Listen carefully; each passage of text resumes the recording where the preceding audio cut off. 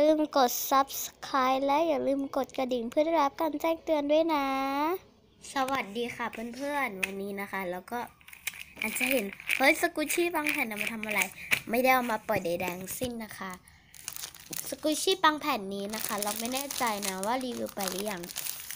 นี่แพ็กเกจของมันนะแต่ไม่ใช่หมดนี่นะคะคือเราเอาไปไว้ด้วยกันนะนี่นะคะเป็นสกูชี่ที่ได้มาใหม่นะคะได้มาตั้งแต่วันศุกร์แล้วนะแต่ไม่ได้รีวิวนะคะเมื่อวานนะไปตุ๊จีนมานะคะก็เลยไม่ได้รีวิวเนาะรีวิวข้างหลังเพราะอะไรเพราะว่าเนื่องจากว่ากล้องหน้านะคะมันไม่ค่อยโฟกัสเท่าไหร่ก็เลยมารีวิวกล้องหลังเลยเนาะนี่นะคะมีเบลเชนนะแอบซาโลอยู่นิดนะคะเห็นไหมนี่นะเป็นแบรนด์ของมันนะคะโอเคเนาะอันนี้ก็จะเขียนว่า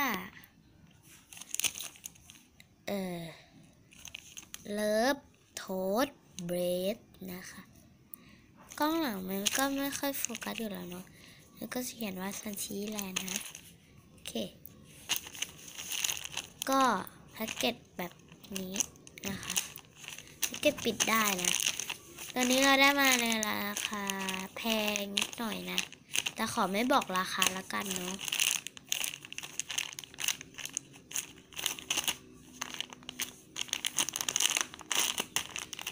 นิ่มนะคะแล้วก็สโลนะซาโลนะคะนี่นะคะแพ็กเกจคือเราเก็บแพ็กเกจไว้ดีมากนะเสียงแหบขออภัยนะคะเพราะว่าไม่สบายเด้อแป๊บนึงปรับแสงก่อนไม่โฟกัสเลยอะ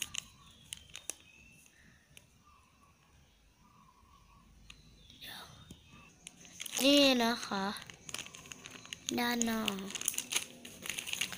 ตัวสกุชชี่มีกลิ่นขนมปังหอมมากเลยนะคะตัวนี้ก็แบบชอบมากนะก็มีความเห่อนิดนึงนะคะ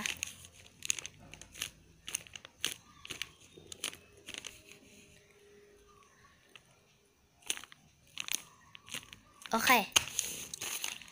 คลิปหน้าจะมีถ่ายสกุชชี่ในห้องน้ำด้วยนะเป็น5 อันดับสกุชชี่ที่แล้วก็ CR ใครก็ไม่รู้นะก็คลิปนี้ก็ขอลาไปก่อนนะคะถ้าใครชอบอย่าลืมกดไลค์กดแชร์กดติดตามด้วยนะบ๊ายบาย